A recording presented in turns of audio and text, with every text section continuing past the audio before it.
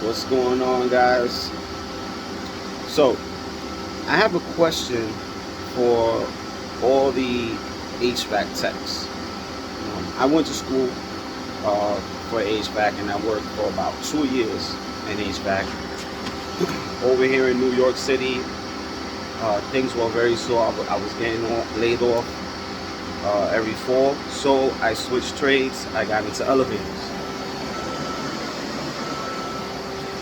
and I've been in the elevator industry since 2007. So my question for the HVAC guys is,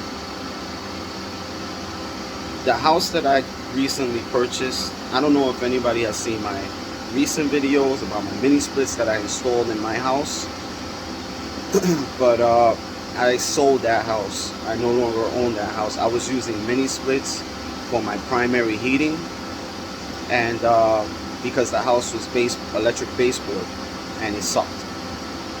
So I installed mini splits myself, and they were beautiful. They worked beautifully. They worked beautifully. The only thing I didn't like about the mini splits was the defrost, because the house that I lived in wasn't sealed very well, and I had a lot of air leakage. So whenever the mini splits went into defrost mode, you felt it. You felt it.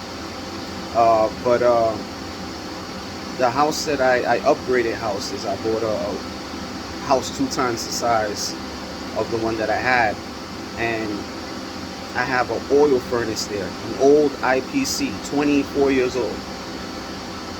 My question for the HVAC guys is, should I